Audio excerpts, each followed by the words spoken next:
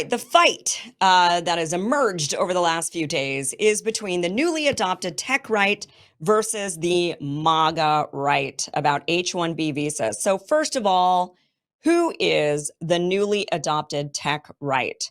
Well, that would be Elon Musk, David Sachs, Peter Thiel, although he's been on the right for a long time, but Elon Musk is kind of a new figure that's emerged. He was more of a liberal, then he became now, obviously very MAGA.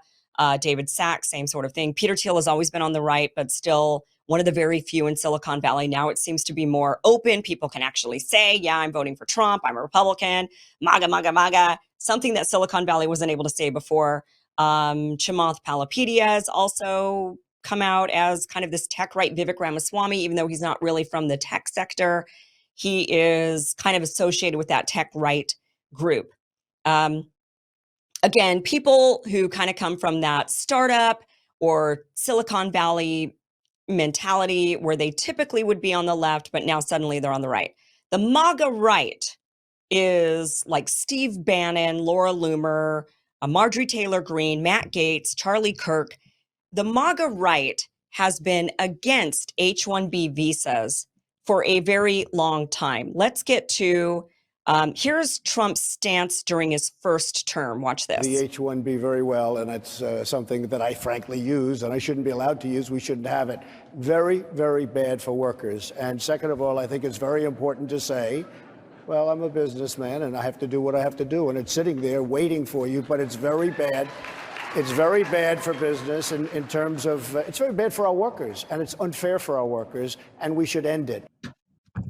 Okay. The H-1B so there he is saying that we should end the H-1B visas, that they're bad for people. He also said, let me get to, this was his statement that he made previously. So this is from his first administration. Now, this was written in 2017. In his statement on H-1B visas, he says, Megyn Kelly asked about highly skilled immigration.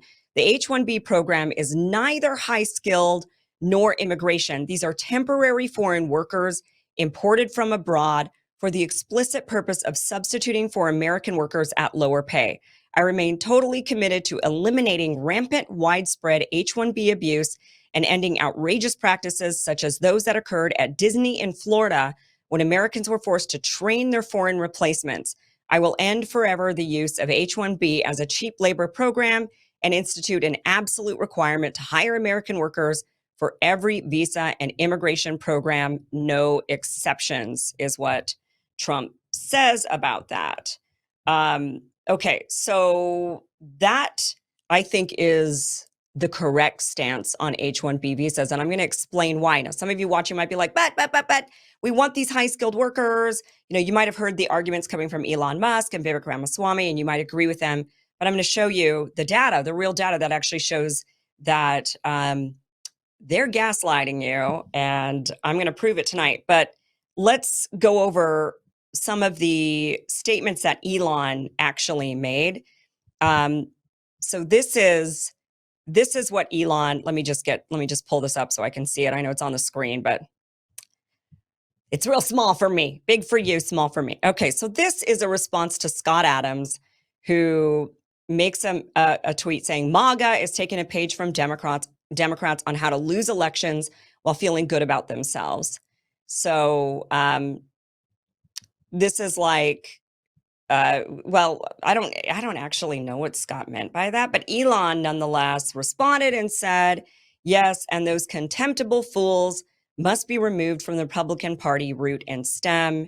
He then goes on to say, the contemptible fools I'm referring to are those in the Republican Party who are hateful, unrepentant racists. They will absolutely be the downfall of the Republican Party if they are not removed. So this is basically what he's saying is that if you're against H-1B visas, most of those visas go to Indians from India. So if you are against H-1B visas, then you are a racist against Indians. Now, I will say that a lot of this debate did sort of reel into that. It did reel into, there were a lot of people online who started to say pretty disparaging things about Indians, Most people, I think, had some pretty valid arguments that would still be viewed as racist tropes, and I'll explain those. But there were some people who were saying things like, oh, they stink, Indians are stinky, or they have a bad culture. I've never met an Indian who stunk, quite honestly. I've known lots of Indians in my day. I've never noticed a smell about Indians. If there is a smell about Indians, it's their delicious food. That's the only smell I've ever smelled. But there is this kind of the racist tropes about Indians and about their culture being different than ours. And it is, of course, different. It's a much more crowded place. So maybe there are times when there's, less personal space. I have noticed that about some people that maybe come from that region where, same thing with Asians coming from China. When you're coming from a really, really crowded population, you might end up getting a little close to people when you talk to them or when you're standing in line. And so, sure, okay, but that's stuff that people adjust to as they get used to the new culture. It's nothing, it's not a reason to keep people away. But that's not the issue here. That's not what's going on with the H-1B visa. It's not that people are racist against Indians and that's why they don't want these H-1B Indians coming in. Maybe there's some racism there, but otherwise, there's a legitimate, valid reason to be extremely skeptical of this program. Now, some of the supposed racist tropes that people are pointing at in regards to Indians online is they're talking about Hindu nationalism. There are a lot of people that are bringing up the Hindu nationalist aspect and the racism aspect of Indian culture that we don't want to be importing here into America. And that is, I think, a legitimate question. I think that's a legitimate question about any culture when we're talking about immigrating people in. You always have to wonder, why is a person immigrating into America? Typically, though, people are trying to immigrate into the country because they want to escape the country that they're a part of, not because they want to bring that country with them. They're actually trying to get out of that country. And they're one of the few that wants to get out of that country. Most people stick around, even in wartime, even in war zones. Most of the people stick around in their homelands. When there's fall of governments, regime change, most people stick around. So it's the few that say, I'm out of here. What's the mentality of that person that says, I'm out of here? What is driving that? Usually it's because they like what America has to offer. They want to incorporate into American society, and they're not interested in bringing their culture over. But of course, they naturally do bring some aspects of it over, and that is scary to some people. And one of those aspects in the Indian culture is the caste system and the racism and the Hindu nationalism. And people are saying we don't want that particular mentality to come over. It's kind of an odd argument, right? When you're saying I don't want these others coming over here and bringing their ideology, when their ideology is that they also don't like others and that they're like nationalists and so you're actually the same, but you just say, yeah, but we're the same, but we should stay separated. Okay.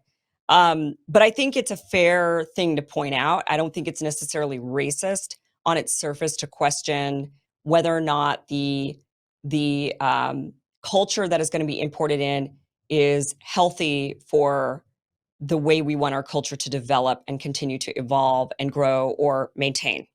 I think it's fair to ask that question. I don't think it's racist at all. Okay, but let's go on to what more Elon said. Elon went on to say the point was not to replace DEI, which is one form of racism, sexism, with a different form of racism, sexism, but rather to be a meritocratic society or a meritocracy. I know, but meritocratic. Is that how you'd say it? Meritocratic society. Um, okay. So he's saying, look, you don't like DEI, right? You don't want people to hire based on race, and which we're seeing a lot of, where ever since the George Floyd protests, there was a lot of employers out there that said, we're just going to hire people of color.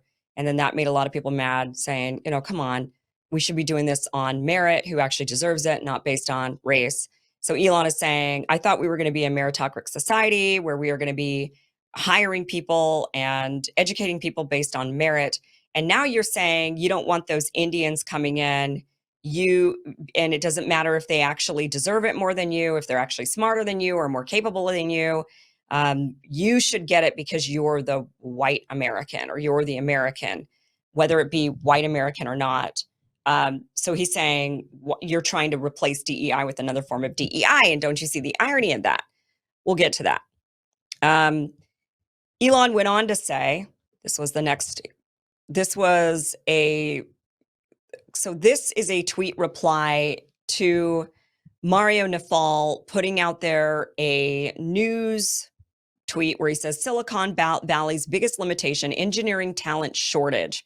So this is like a news post. He says the US semiconductor industry alone needs over 160,000 engineers by 2032, driven by 250 billion in new investments. Demand for AI experts has skyrocketed, with Elon calling the talent war the craziest ever. Meanwhile, STEM programs struggle to produce enough graduates. This shortage threatens innovation from AI to semiconductors, slowing progress and global competitiveness.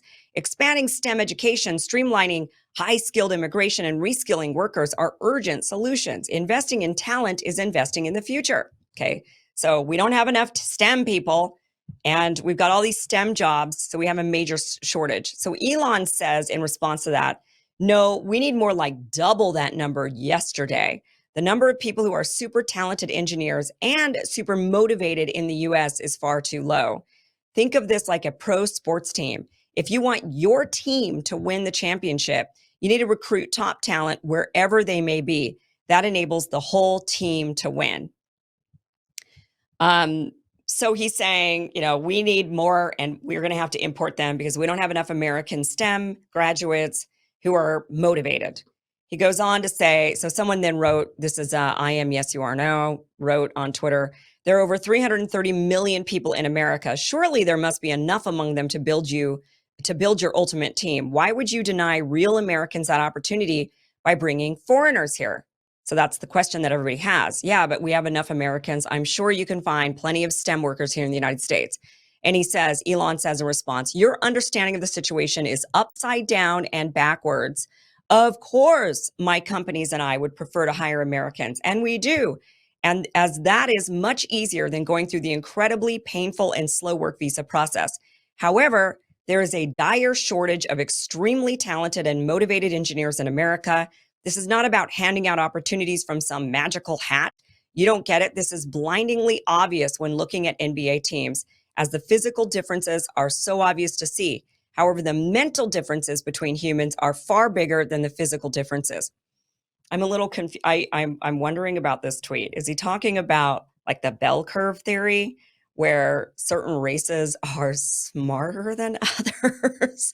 Because he's almost right when he's saying, look at the NBA teams. There's physical differences that are obvious, and obviously most NBA players are African descent, right? Blacks or African, right? And they're big, so there's physical differences that are obvious in one race versus others. You don't see a lot of Asians in the NBA. Asians tend to be shorter as a whole. So is he kind of making that parallel of, look, mental differences between humans are far bigger than physical differences, harder to see, but there's some mental differences. And so is he saying the Indians are just smarter? You're just a bunch of idiots. And even if we try training you, we can't because you're just dumb. And there's all these Indians and they're smart. And so that's why we're bringing them over. Deal with it. I mean, is that what he's kind of saying? It kind of seems like it. So he goes on to say, he gets really spicy. And he says, the reason I'm in America, along with so many critical people who built SpaceX, Tesla, and hundreds of other companies that made America strong, is because of H-1B. Take a big step back and fuck yourself in the face. I will go to war on this issue, the likes of which you cannot possibly comprehend. That last line is a quote that comes from the movie Tropic Thunder. So he's quoting a movie, but he is basically saying H-1B visa is the way. I will go to war over this. I'm not backing down. Go F yourself in the face. Steve Bannon then says, someone please notify Child Protective Services, need to do a wellness check on this toddler. So again, this is the MAGA right, Steve Bannon, going after now the tech right that is newly emerged, that is now wanting H-1B visas, when everybody in the MAGA movement up until now has been against the H-1B visa program, including Donald Trump himself. Elon then says, look, maybe this is a helpful clarification. So he's starting to kind of say, okay, fine, because now MAGA is getting mad. The MAGA right's getting really mad at him, and they're like, wow, here you are with all your money, you're coming along and you're not getting it. The reason why we voted for Donald Trump is because he's protecting Americans, the everyday American. And now you tech billionaires come along and you want your H-1B visa employees that you're paying less and that are basically your indentured servants because they have to work for your company. They can't go easily find another job like a regular American can. And so this is what your issue is. And he says, all right. Let me back it up. Hold on here. Maybe this is a helpful clarification. I'm referring to bringing in via legal immigration the top 0.1% of engineering talent as being essential for America to keep winning. This is like bringing in the Jokic, so he's talking the Jokic or the Wembys of the world to help bring your whole team, which is mostly Americans, win the NBA. Thinking of America as a pro sports team that has been winning for a long time and wants to keep winning is the right mental construct. So I don't think there's very many Americans who actually disagree with that. I think most Americans will say, yeah, we want the best and the brightest to be brought into the country. We want to siphon away the best talent from everywhere else in the world so that America can keep competing and America can keep winning. So people aren't disagreeing with that, but that's not what the H-1B visa program is. That's an O-1 or an EB-1, which we'll get into those visas. But this is a gaslighting here, guys, because this is taking advantage of the fact that most people don't know the differences between the visas. And the H-1B visa program is not one that brings in the top 0.1% of talent. That is an entirely different visa program. So Trump's new position now aligns with the wealthy tech bros. In an exclusive interview with the New York Post on Saturday, Trump said, quote, I've always liked the visas. I've always been in favor of the visas. That's why we have them, which we just played the clip for you and read the quote from Trump in 2017, where he was totally against this. And now he's saying, I've always liked them. What are you talking about? What are you talking about? I like H-1B visa. And then he says this very key thing. He says, I have many H-1B visas on my properties. I've been a believer of H-1B. I have used it many times. It's a great program. Now you tell me, what properties are we talking about? Mar-a-Lago properties, right? These are Trump golf courses, Trump hotels. What top engineers are working for Trump and how? Are these top 0.1% in the world engineers?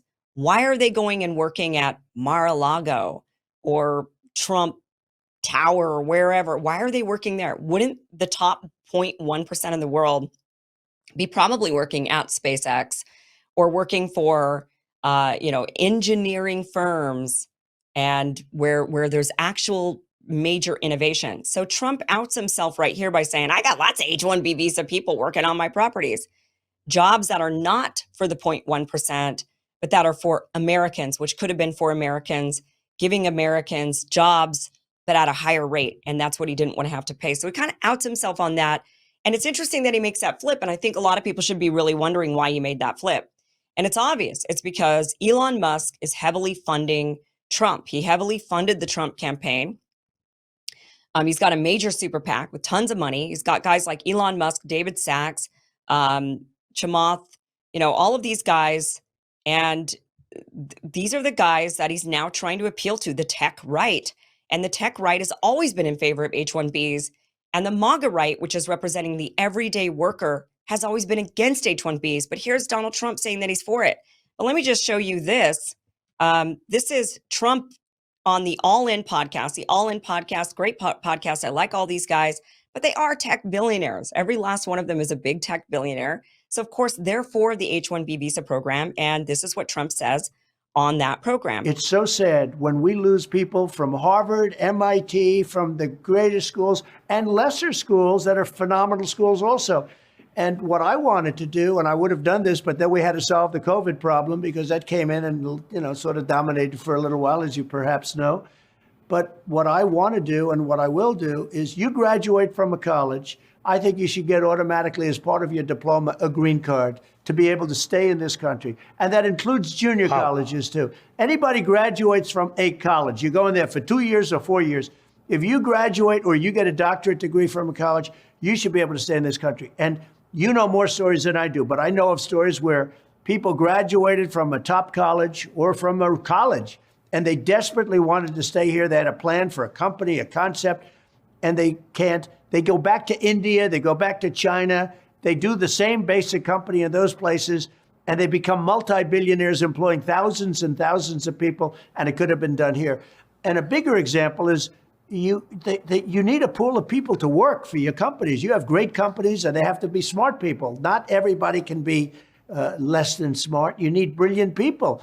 And we force the brilliant people, the people that graduate from college, the people that are number one in their class from the best colleges, you have to be able to recruit these people and keep the people. It was such a big deal. Somebody graduates at the top of the class. They can't even make a deal with the company because they don't think they're going to be able to stay in the country. That is going to end on day one. That's fantastic. Okay, so there's Trump talking to these all-in guys, now siding with them on H-1B visas against the workers. Now let's get into some of the arguments that are being made. Let's start with the very controversial statement that was made by Vivek Ramaswamy. And he's not fully wrong on this. And I'm going to explain. This is a very, very controversial tweet that Vivek made. He says the reason top tech companies often hire foreign-born and first-generation engineers over Native Americans isn't because of an innate American IQ deficit, a lazy and wrong explanation. A key part of it comes down to the C word, culture. Tough questions demand tough answers, and if we're really serious about fixing the problem, we have to confront the truth. Our American culture has venerated mediocrity over excellence for way too long, at least since the 90s and likely longer. That doesn't start in college, it starts young. A culture that celebrates the prom queen over the math Olympiad champ or the jock over the valedictorian will not produce the best engineers. A culture that venerates Corey from Boy Meets World or Zack and Slater over Screech in Saved by the Bell or Stefan over Steve Urkel in Family Matters will not produce the best engineers. Fact, I know multiple sets of immigrant parents in the 90s who actively limited how much their kids could watch those TV shows precisely because they promoted mediocrity, and their kids went on to become wildly successful STEM graduates. More movies like Whiplash, fewer reruns of Friends, more math tutoring, fewer sleepovers, more weekend science competitions, fewer Saturday morning cartoons, more books, less TV, more creating, less chillin', more extracurriculars, less hanging out at the mall. Most normal American parents look skeptically at those kinds of parents. More normal American kids view those kinds of kids with scorn. If you grow up aspiring to normalcy, normalcy is what you will achieve. Now close your eyes and visualize which families you knew in the 90s or even now who raised their kids according to one model versus the other. Be brutally honest. Normalcy doesn't cut it in a hyper-competitive global market for technical talent, and if we pretend like it does, we'll have our asses handed to us by China. This can be our Sputnik moment. We've awakened from slumber before, and we could do it again. Trump's election hopefully marks the beginning of a new golden era in America, but only if our culture fully wakes up, a culture that once again prioritizes achievement over normalcy, excellence over mediocrity, nerdiness over conformity, hard work over laziness. That's the work we have cut out for us rather than wallowing in victimhood and just wishing or legislating alternative hiring practices into existence. I'm confident we can do it. This has received significant backlash. People are tearing into Vivek saying, how dare he just kind of shit on the average American and basically say, look, your problem is your culture. It's not that the big tech giants want to hire all this cheap labor rather than paying for you. It's just that you're mediocre. That's the problem. And your culture has created a lot of mediocrity. Okay. I'm going to try to break this down as best as I can as somebody that comes from both sides of what Vivek is talking about. Now, Vivek is an American born from an Indian immigrant family. I am American born, but I'm half white and I'm half Asian. So I had a very unique perspective growing up that most people don't get. And that is I intimately saw both sides, how both sides raise their kids, what both sides, on the Asian side that Vivek is clearly laying out, and the white side. I grew up intimately with both, and I had to navigate every day of my life the what both wanted from me and what both sides valued, what they didn't value, what they promoted, what they didn't promote. So people are really confused and upset at Vivek for this. I will say, from an Asian perspective, Vivek is laying out tiger momming. This is Asian way of growing up. What he is very specifically laying out is how Asian kids are raised, and that's Indian kids, that's Chinese kids, that's Asian kids that come from, in particular, first generation immigrants. So as the generations kind of go on, kids get more Americanized, they get more into the American culture that Vivek is pointing out to. And just because you're Asian does not mean that you automatically go with what Vivek is laying out here. This is a culture thing. This is not really a race thing. So after a couple of generations here in America, a lot of Asian kids that are, let's say, third or fourth generation American, they're very American, and they're not, they didn't grow up in that tiger mom household. The fact of the matter is, whether you like it or not, Asian kids are not having sleepovers. They're rarely having birthday parties, if they have them at all. They are not hanging out with their friends after school. They are not allowed to watch these TV shows, like veg out in front of the TV and watch Screech and Saved by the Bell, Screech on Saved by the Bell, or Zack and Slater, I guess, or Boy Meets World. They're not allowed to watch these shows. They have to study. They have to focus on studies. The parents don't really care if they have friends at school. It's all about, what kind of grades did you get? Are you studying hard? You come home, you study some more, you do your extracurricular activity that we've signed you up for. Maybe it's tennis, maybe you're playing the violin, and you're going to more tutoring, and the tutoring is academic. And on the weekends, you continue to do more of that studying. You've got to do your school projects. If you have a little bit of downtime, we'll let you play some video games. That's pretty typical. And when they get invited to birthday parties, the Asian parents tend to ignore those invites or politely decline. They never host them themselves. It's very rare. And that is just how Asian kids are raised. Now, um, that's not saying it's the best way. There is a lot of issues with that. The kids are not taught to be themselves, do what you love, do what makes you happy. They're told, no, you need to go to school, get good grades. I don't care if it makes you happy or not. You're doing it. You're going to go to college, and when you go to college, you're going to study something, engineering, or you're going to be a doctor. And these are the things you're going to be doing. And I don't care if it makes you happy. It doesn't matter. You're not part of your happiness is not part of the equation. This is about the greater good for your family. This is about what's good for you. This is about what's good for your family. And that's what you're going to do. And you're not going to complain about it. So there's a different mentality entirely. The white side of my family would say, do what makes you do what makes you happy. What do you want to be when you grow up? And if you say, I want to be an actress, they'd say, oh, that's fun. Well, good luck in Hollywood. Let's sign you up for some acting classes. Let's see if we could get this done. Or if you say, I want to be, whatever it is you want to be, the little kid will say whatever, and the parents will say, that's great. If that makes you happy, then you go ahead and do that. You don't hear that ever coming out of Asian parents' mouths. You just don't. So it's a different mentality. It's a different culture, and it raises a different, not happier. Again, this is not better or worse. And maybe I have a bias on that by saying that, maybe because I love both sides of my family and both sides of my heritage. Maybe I have a tendency to say both sides are great in their own way. Maybe I have a bit of bias on that. But I do believe that. I believe that both sides are great in their own way. But the truth is the truth. And this way does produce excellence in certain fields. But again, it doesn't necessarily mean that the person is well-rounded or happy or a better person in any way. And society, does this work well for building a society? I mean, we're looking at how rapidly China's building.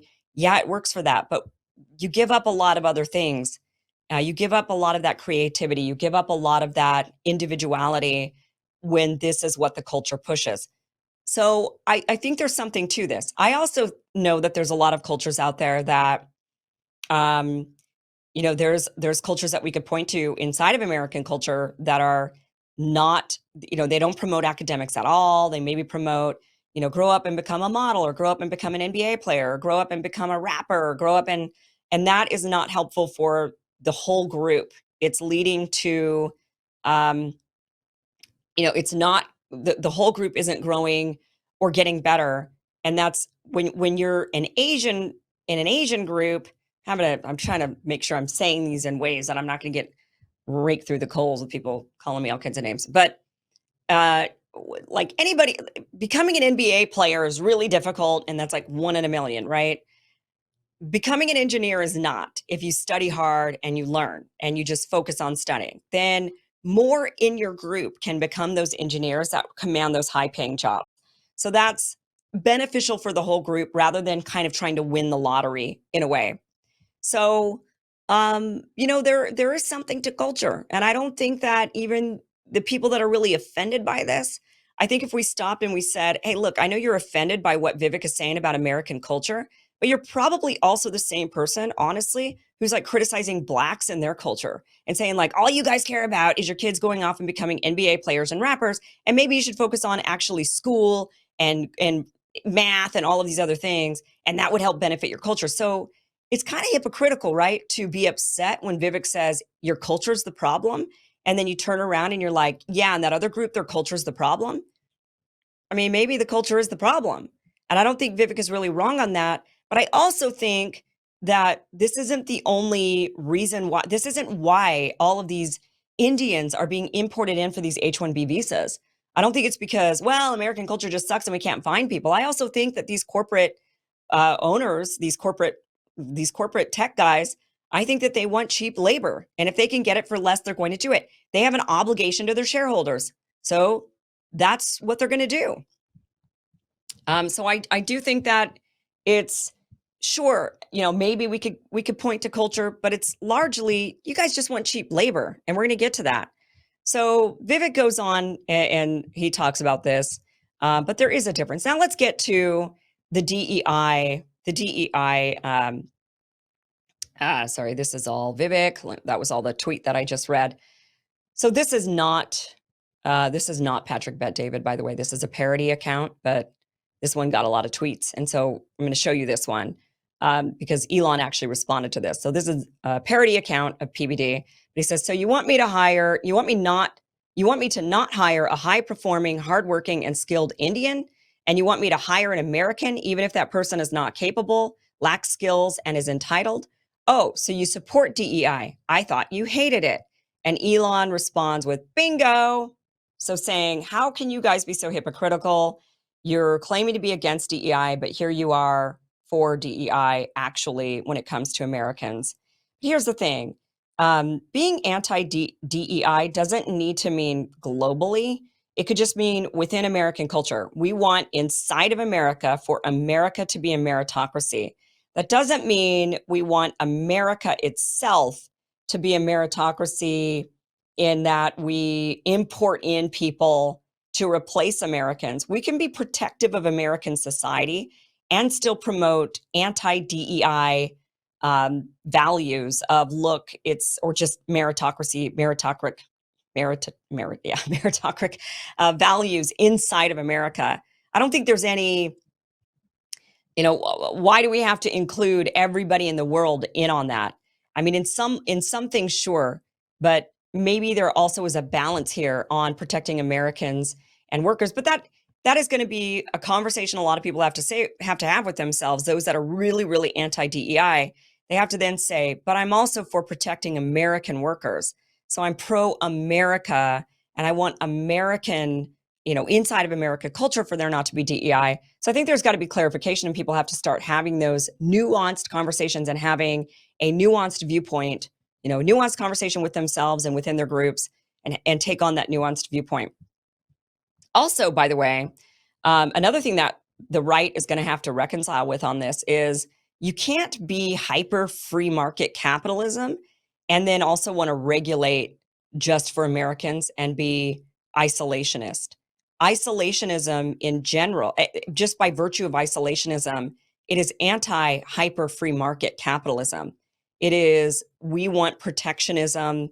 We want America first. We don't care if there's a better, we've got to still protect our own. We don't care if there's, let's say, somebody that's going to come in with a lot more money from China and buy up all the single family homes. We want Americans to be able to buy those single family homes. So there's an aspect of isolationism and protectionism that is antithetical to free market capitalism. And now you've got, so this is like the capitalist right versus the working class right. And it's playing out a lot of this over this H-1B visa issue. My fear is a lot the capitalist, the free market capitalist right that wants to be able to hire cheap labor from India, that wants to be able to buy out all the homes from Americans so that Americans become renters while foreigners own their houses. I mean, a lot of these people that are really pro free market capitalists, they are not, middle class MAGA. They're not interested in that. Now we're seeing this play out in the MAGA movement. What are you going to be? What stance are you going to take? And I think this is something that Republicans inside of the right wing are going to have these conversations and hash it out in their group. What is the Republican Party going to stand for? Same thing with what Vivek is talking about. There's a major push inside of the Republican Party to demonize education. You can't demonize higher education and then complain when these companies turn around and hire kids from India with higher education. You either need to push higher education in the United States or you don't. And if you're going to take the stance of, look, my kids should just forego college, it's a waste of money, it's a waste of time. And I understand that sentiment. I understand why people say that. But that's not what Chinese kids and Indian kids are saying. That's not what their families are saying. Their families are saying, work your ass off, get into college, go to college. They're being pushed every day to go to college. Asian kids in the United States are being pushed to go to college. Their parents are not worried about woke bullshit in the schools. They're not worried about cancel culture or critical race theory or trans agenda. You'll never hear an Asian parent talk about that. Not the type of Asian parent that Vivek is describing or that I'm talking about. You're not going to hear those parents talking about that. They just tell their kids, ignore it. I don't care. You're there to study. You're there to go to school. Ignore the noise. I do. Put your nose down and get good grades and then go to college. And I don't care. You're going to get it. You're going to figure it out. And you're going to take out loans and you're going to go to college. It's going to be expensive. And when you graduate, that's okay because you're going to go get a high paying job because you went to college for engineering. Rather than the narrative that we're hearing right now, which is you don't need college. Kids don't need college. It's a waste of money, a waste of time. I understand that when kids are going and getting degrees like I did, philosophy, you might say that's just a big waste of time. I don't think it was, but I think it expanded my ability to think critically and whatnot. But nonetheless, I understand it's not a degree that's like engineering. And my mom wanted me to go to engineering every day. I would hear her calling me up saying, Kimberly, why aren't you in engineering? Why don't you go and be an engineer? And then when I said, yeah, and I'm going to go into radio, she was like, what? I don't understand. Why are you going into radio? Why did you become an engineer? I got a great idea. She'd call me randomly and she'd be like, Kim, I got a great idea. Great idea. You know what you should do? You should go and be an engineer. like as if I hadn't thought about that. And as if she hadn't told me 100,000 times earlier that I should be an engineer, she would just call and be like, great idea. You should be an engineer. She tried her hardest. Didn't happen. Here I am. The shame of my family.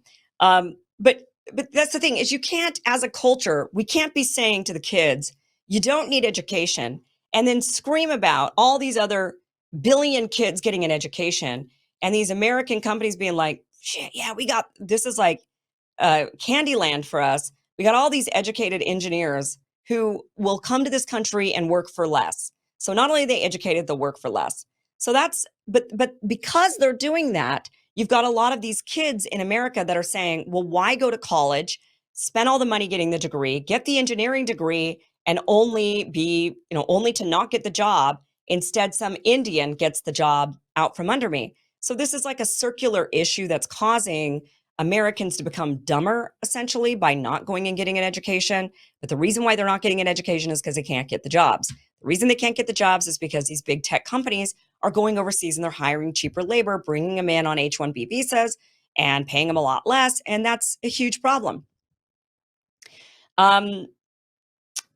Now, let's talk about the truth of what the H-1B visa is versus the O-1. So the H-1B visa is for foreign workers in specialty occupations that require theoretical or technical expertise. So these occupations include IT, engineering, finance, medicine, academia.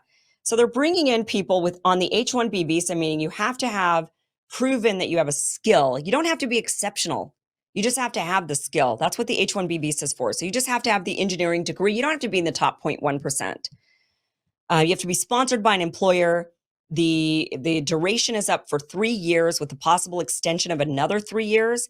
And then workers, it's very difficult once they're imported in on an H-1B visa to go and work for another company. They're basically an indentured servant to the company that brought them in. They can change employers, but they must have a new H-1B petition approved, so that new employer has to go through that process and try to siphon that H-1B worker from somebody else. It's harder to do. They often just don't do it. They go and get a new one. So these guys are working for these tech firms, and they're pretty much indentured servants for 3 years. And then it goes on. Now, the O1 visa, and this is where Elon is conflating, and he knows this. He knows this. He's just knowing you don't know this. O1 is for individuals with extraordinary ability in their field, including sciences, arts, education, business, athletics, extraordinary achievements in film or television. So this is for the 0.1%, and that is a temporary visa. They don't necessarily need a sponsorship. So they can just come into the country with their talent, and they can work for any company, and they can be competitive, and that's what they can do. There's also the EB1 visa and the EB2 visa, and these are more permanent immigration visas. So this is reserved for individuals also with extraordinary ability in the sciences, arts, education, business, or athletics. They have to have evidence of this, of being internationally amazing in their field. And so that they can come in and they actually can stay longer than 3 years. This is more of the immigrant visa coming in. The O1 is temporary. The H-1B is temporary. The EB1 and the EB2 visas, these are more permanent, and these are for exceptional people that are in that 0.1% top of their field. Elon, now a lot of people are pointing at Elon and saying, well, you didn't come here on the HB1, you came here as a student. Elon has clarified, he says he did come over here on a J1, which is an exchange student visa. He then says that he eventually got an H-1B visa, and then he clearly eventually must have received a permanent residency visa, probably an EB1 or EB2 for exceptional talent once he started his company, started making a lot of money. So he probably had an exceptional ability visa once he was here.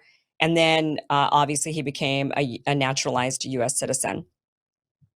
Now I want to go over this mega thread with you guys of the actual data of the H-1B, because this is, I think, some of the most important things that this really showcases the problem and why H-1B visas are a sham against the American workers. So this is from Robert Sterling.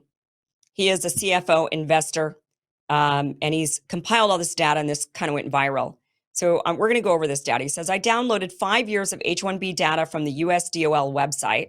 I went into this with an open mind, but to be honest, I'm now extremely skeptical of how this program works. Here's what I found. So the graphs right here, the blue graph that you see right there on the screen, this shows the number of certified applications. These are approved H-1B visas for the United States. The cap is supposed to be 85,000 a year. But check this out. In 2020, there were 562,359. That is way more than 85,000. In 2021, there were 805,988 H-1B visas into the United States. That is 10 times the limit. In 2022, it went down to 611,557 H-1B visas. In 2023, 630,216 H-1Bs. And in 2024, 868,460 H-1B visas were given out. That is way more than the 85,000 that we have been told. And then here's the breakdown of the wages. You can see that graph, the colorful graph on the side, the wage category, breaking it down by income level. So less than 75,000 is the bottom blue. The orange is 75 to 100,000. The red is 100 to 125,000. The light blue there is 125 to 150. The green is 150 to 200,000, and the yellow is 200,000 to 250, and the purple is plus 250,000. So the vast majority of these applicants are making 125,000 or less. That the vast majority of the people brought in on H-1B visas. So this is not showcasing the top 0.1%. A job in tech pays a lot more if you're paying an American. So this is importing in lower wage tech workers than what you would have to pay an American. He goes on to show the so these are so this is the graphs for you guys. He goes on to show the breakdown here of the companies, and you could see here in the computer systems analyst, that's the top I guess job category in this. Cognizant Technology Solutions US Corp got the majority of the people. Then Infosystems Limited brought in the next group. These are the companies that brought in all the H-1B visas. Then you see Tata Consulting Services. Also, Cognizant Technology Solutions also brought in a lot of people under the next job category, which is Computer Systems Engineer. Then you got computer programmers under that, information tech project managers after that, software development, software developers, computer occupations, software. So most of these are all software. And the vast majority of those jobs are coming from Cognizant Technology Solutions and Infosystems Limited. Those are the two companies that are primarily bringing in the H-1B visas. Okay. Let's go on to his next. And then he says, before I start, one note, all charts in this thread are for applications that were certified. In other words, approved for entry into the H-1B lottery. I filtered out applications the government rejected. So these are the numbers of the people who are absolutely approved. And he's making that point clear. He goes on to say here, let me see where I do not know what has happened here with this mega thread, but so to start with, this program is massively popular with employers. The program is statutory limit of 85,000 visas per year, but employers routinely receive approval for more than 800,000 applications per year. So that is 10 times the limit, as we just showcased. Contrary to what I expected, the average salary for an H-1B is relatively low, slightly under 120,000 this year. Given that much of the H-1B debate pertains to tech workers, I incorrectly assumed the average would be higher, but this is the beauty of data, right? So he's showing that they're actually getting paid less than what he thought they would be getting. And this is, again, the breakdown that we just went over. He goes on to say, I roughly categorize job descriptions into computer software, IT-related roles, and everything else in gray. Almost all the prominent job categories are tech-related. The top two categories for software developer roles are 1.1 million over 5 years by themselves. So that's a lot of tech workers, 1.1 million tech people brought into the country over the last 5 years, most from India. And he goes and he shows the graph, once again, of the different companies and the different job categories. Basically, every role with 30,000 plus H-1B applicants is for a STEM field, with the exception of accountants and auditors, 49,000, most of them IT related at that. There's a little more variety in roles with smaller numbers, but the overall tilt towards STEM remains throughout. So this is who's being brought in on an H-1B visa. Okay, so now he's going to take a look at the different companies. And he's saying, looking at the applications by employer, absolutely. So the computer systems design absolutely dwarfs everything else. 1.2 million applicants over 5 years. The next two largest are universities and consulting. So then he breaks down this data more. And he says, some of the companies here that we recognize some of these, Google, IBM, Salesforce, these are the household names. But what about the other large applications here, which aren't as familiar? Cognizant, Infosystems, and Tata. So we're going to go over who those companies are. Well, it turns out all of these are Indian companies that import H-1B tech workers en masse. Cognizant, 93,000. Infosys, 61,000. Tata Consultancy Services, 60,000. Okay, these aren't American companies that needed international talent to fill critical roles. They're foreign companies that appear to have been founded to place overseas tech workers into companies as contractors. So these are job placement companies, and they're Indian companies, and they're literally bringing in Indians into America. Indian companies bringing in Indians, and the government's letting them do it. So these are the companies. Cognizant Technology Solutions is an American multinational information technology service consulting company headquartered in New Jersey. Okay. But the other ones here, Wipro is an Indian multinational technology company. Infosys is an Indian multinational tech company.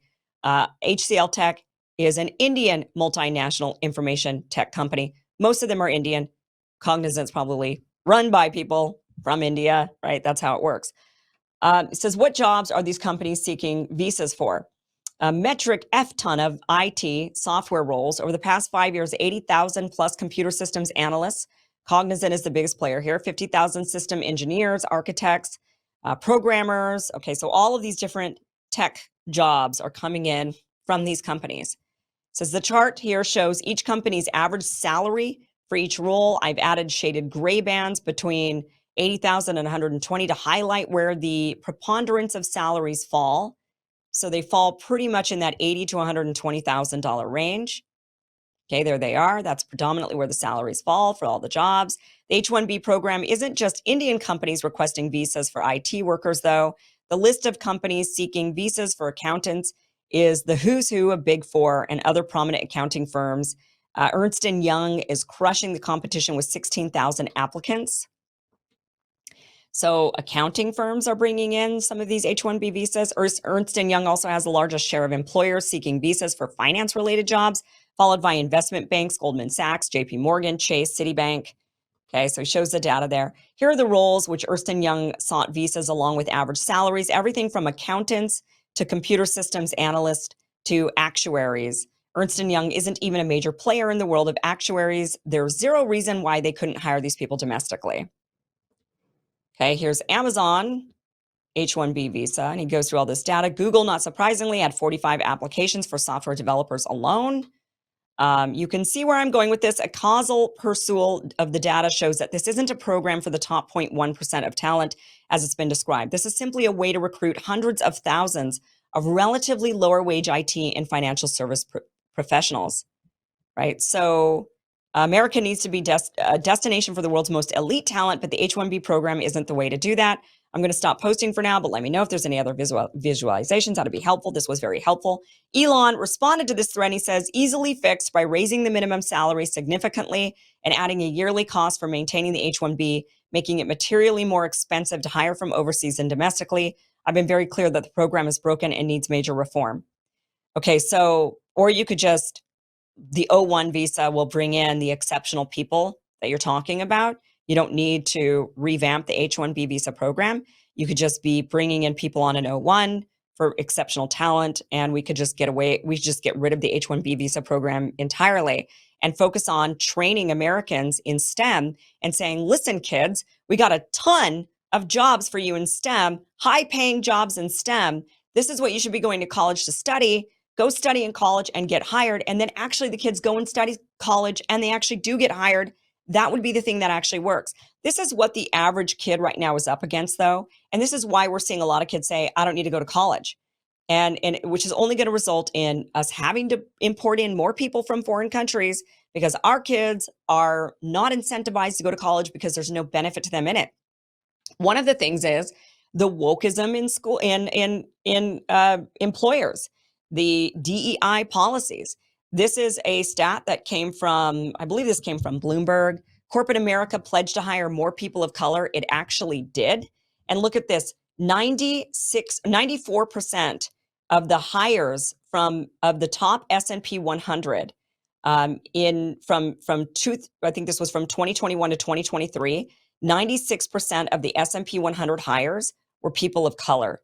That means only 6% went to the white kids when the white kids are the majority in this country. So that is the majority of the kids going to college, going and getting their degrees, and then not getting the job because the company is woke with their DEI policies, hiring the kid of color, or they're bringing in other kids of color from places around the world and bringing them in on an H-1B visa. So this is why our kids here in America are looking at college and thinking, why bother? Why even try? And that mentality is going to breed an entire generation of kids that then don't push it on their own kids. And we are in this terrible cycle of having, now they're just bringing in people. These employers are bringing in people because it's cheaper. But in another generation, they'll have to bring in these other people because there are no educated Americans. That's what we're kind of training our youth into. That's what we're training our youth into, essentially. Here's another graph here. This is broken down. The different colors are the different generations. So you have Gen Zs, which are the light blue. Millennials are yellow. Gen X is purple. Boomers are orange. And the question that was asked to each of these generations, and broken down then by race, white, black, Hispanic, was, should companies always prioritize hiring racial minorities before hiring white people? Okay. Now, what you'll notice is that in every single category, it is less than half, except for Black Gen Zers. It is like almost 50-50. It's 51% of Black Gen Zers say, yes, companies should prioritize hiring racial minorities before hiring white people. But every other group in each of the racial categories and in each of the generations, it's less than half who say, yes, race should be a prioritizing factor in hiring. But this is, again, what kids are up against. They're up against quite a few people believing that this is how the workforce should go, that they should be prioritized, that there should be, sorry about this, 1 second here. This is what they're up against. They're up against employers hiring people of color. They're up against the culture believing that people of color should be prioritized first. This is what they're up against. Oh, let me go back to this next one here. Now, this is the H-1B pay versus the median pay. And you could see right here that the median pay is in the light green and the H-1B visa pay is in the darker green. And you see that the H-1B visa is in practically every single category except for, what is that one? Hardware engineer. The H-1B visa pay is lower than the median pay that you'd have to pay an American. So this is the real reality of why they're bringing in the H-1B visas. But it's I think this showcases why kids are feeling like, especially Gen Z, I mean, this is really going to screw Gen Z over. Gen Z is thinking, I don't need to go to college because I just get beat out by foreigners or DEI policies.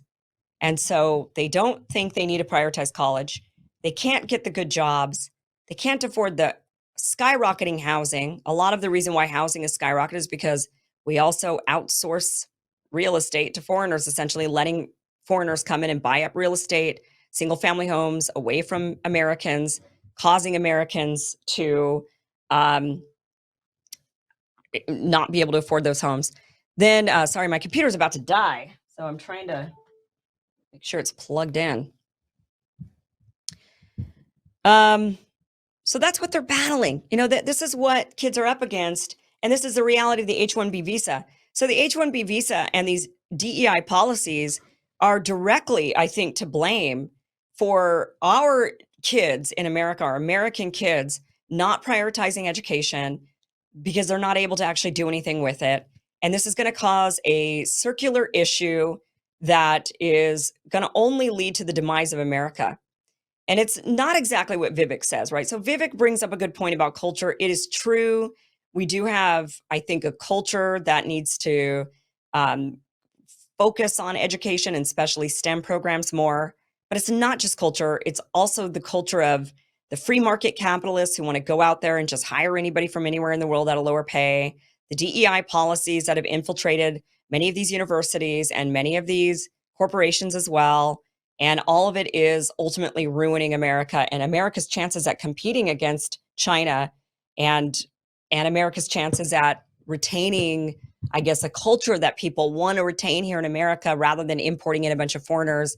That's so if you're against all of those things, then knowing the reality of what is happening out there, I think is extremely important to understand why you should be against the H-1B visa program, why you should be against DEI policies, why you should also advocate for education for kids rather than saying nobody needs college. You got to rework that thinking. And instead of saying, well, nobody needs college because the student loans are just too high and these kids just end up broke and the banks, but we got to fix the system rather than discouraging the system entirely, rather than discouraging kids from going into it.